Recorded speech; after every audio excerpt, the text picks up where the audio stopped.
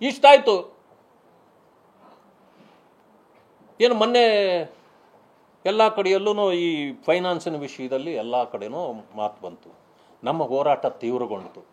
ಆದ ತಕ್ಷಣ ಮೈಕ್ರೋ ಫೈನಾನ್ಸಿನ ವಿಚಾರದಲ್ಲಿ ಸುಗ್ರೀವಾಜ್ಞೆ ಹೊರಡಿಸ್ತೀವಿ ಅಂದ್ರಿ. ಇದುವರೆಗೂ ಸುಗ್ರೀವಾಜ್ಞೆ ಹೊರಡಿಸ್ಲಿಕ್ಕೆ ನಿಮ್ಮಿಂದ ಆಗಿಲ್ಲ. ಯಾಕೆ? ಯಾರ ಒತ್ತಡಕ್ಕೆ ನೀವು ಮಣಿದಿದ್ದೀರಿ?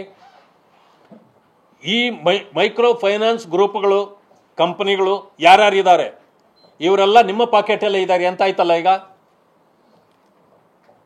They are in your pocket, you are guarding them ನಾವು.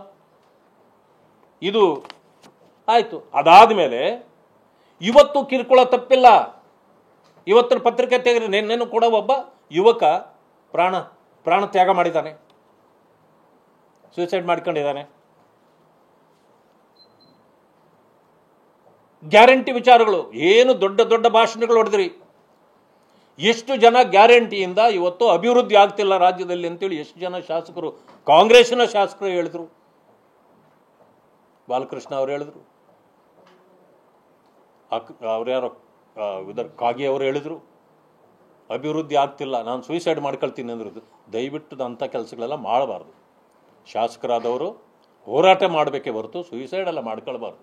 ಜನ ಆರಿಸಿರೋದು ಹೋರಾಟ ಮಾಡಲಿಕ್ಕೆ ಅವ್ರಿಗೆ.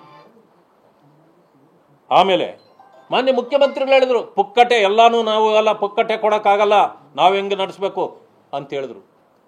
ಇದು ತುಂಬ ದಿವಸ ಗ್ಯಾರಂಟಿಗಳನ್ನು ಕೊಡ್ಲಿಕ್ಕಾಗಲ್ಲ ಅಂತ DCM ಅವರೇ ಹೇಳಿದರು ಅನೇಕ ಬಾರಿ.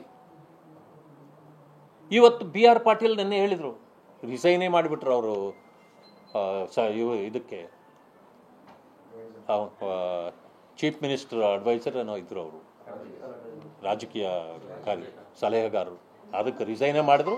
ವಾಪಸ್ ತಗೊಳ್ಳೋ ಪ್ರಶ್ನೆನೇ ಇಲ್ಲ. ಇಂಥ ವ್ಯವಸ್ಥೆಯಿಂದ ನಾನು ದೂರ ಇರ್ತೀನಿ, ಬೇಕಾಗಿಲ್ಲ. ಅಂದರೆ ನಿಮ್ಮ ಪರಿಸ್ಥಿತಿ ಎಲ್ಲಿಗೆ ಬಂದಿದೆ ಅಂತಕ್ಕಂಥದ್ದು ಇದರಿಂದ ಗೊತ್ತಾಗ್ತದೆ. ಇದು ಸಂಪೂರ್ಣವಾಗಿ ಜನವಿರೋಧಿ ಸರ್ಕಾರ ಇದೆ. ಜನರಿಗೆ ಏನೋ ಬಹಳ ದೊಡ್ಡ ಸಹಕಾರ ಕೊಡ್ತಿದ್ದೀವಿ, ಸಹಾಯ ಮಾಡ್ತೀವಿ ಅಂತ ಹೇಳ್ಕೊಂಡು ಇವತ್ತು ಇಡೀ ರಾಜ್ಯವನ್ನು ನಾಶ ಮಾಡಿರ್ತಕ್ಕಂಥ ಒಂದು ಈ ಸರ್ಕಾರ ಅಧಿಕಾರದಲ್ಲಿ ಮುಂದುವರಿಯಲಿಕ್ಕೆ ಇವರು ಯೋಗ್ಯರಲ್ಲ ಅಂತಕ್ಕಂಥ ಮಾತನ್ನು ತಮ್ಮ ಮೂಲಕ ನಾನು ಹೇಳಲಿಕ್ಕೆ ಬಯಸ್ತೇನೆ.